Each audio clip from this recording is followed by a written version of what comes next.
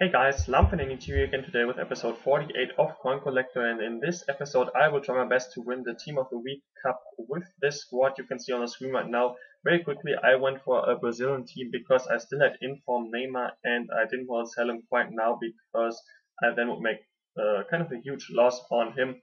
So this is why I went with a Brazilian team. I know they are quite often used in this tournament and probably the most easy way to go about in this tournament, but I think this squad is pretty amazing with Moraes in goal and the four-back defensive line with Marcelo, Felipe Santana, Thiago Silva and Maicon. Two CDMs are Felipe Melo and Rosine. My two center attacking midfielders are Leonardo and Carlos Eduardo, and then of course center forward the informed Neymar, and as striker I got Alexandre Pato. Very good and very expensive team, and all the players are pretty much very amazing to play with, and the 4-2-3-1 formation is just very enjoyable.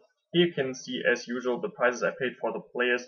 And for example, Felipe Melo kind of surprised me that he went for so many coins. I think I paid 2,400 coins for him, which is pretty much for a non-rare or non-shiny gold player. But he's just absolutely amazing. His stats are all over 70, I think, and he's just a wonderful CDM in game. Very strong, very tall, and very present on the pitch in general.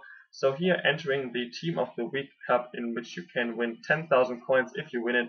And as you can see by the title, this is probably the weirdest tournament I ever played in. But let's get started with the first round. Before that, I apply, as usual, a team morale card on the squad just to give them that morale boost, which is pretty important, I think, at least on Ultimate Team.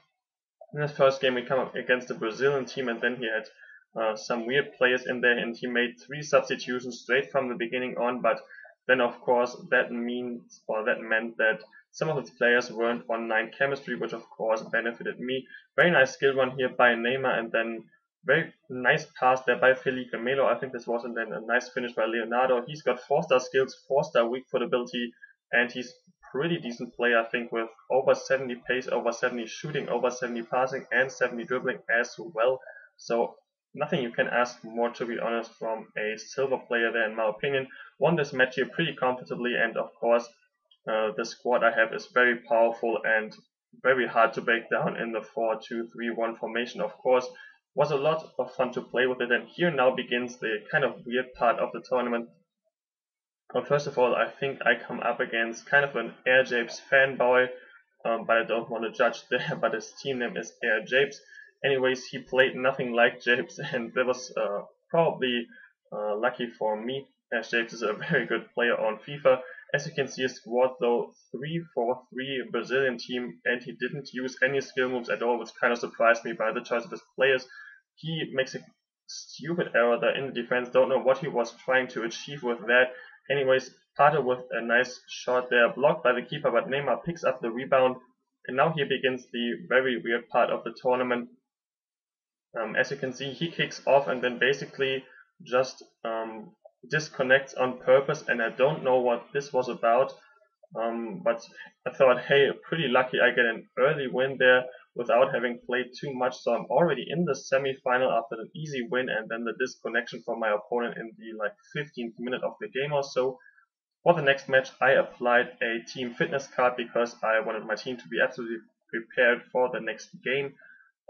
So in this match, I come up against the Road to Glory, and he's got, once again, a very weird team, to be honest. A lot of Brazilian players in there, but some bronze players, also some players out of position. And as you can see here, straight from kickoff, creating some space with Maicon, who, by the way, is an absolute machine on this game. And as you could probably see very briefly, his card face stats are just ridiculous. That explains, of course, his high price. I think I paid around 80,000 coins for him. Very nice strike here by Felipe Melo to get me up to a 1-0 lead in the 3rd minute already. And I will just let this scene here run without cutting it.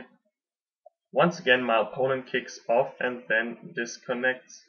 And at this point, I was just very confused, and to be honest, I didn't actually know if I would get a win for that, because this was before the 5th in-game minute. Nevertheless, I got the win for it, so a pretty easy way to the final of the cup there.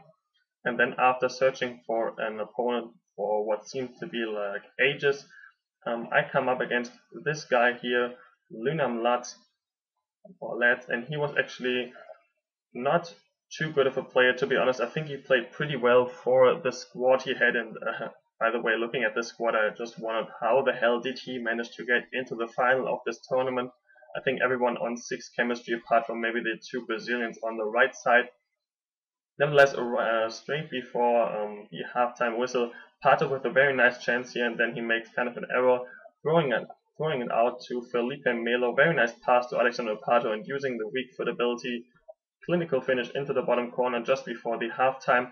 And then he pauses the game and disconnects again on purpose, and I just was very surprised, and nevertheless I got the tournament win. So if this happened to you as well in this tournament, then please let me know in the comment section below, or if you know what this is all about. So we are actually now at the end of this episode, guys. As always, a like is greatly appreciated if you did indeed enjoy this video. Other than that, thanks a lot for watching this video once again, and I will talk to you later.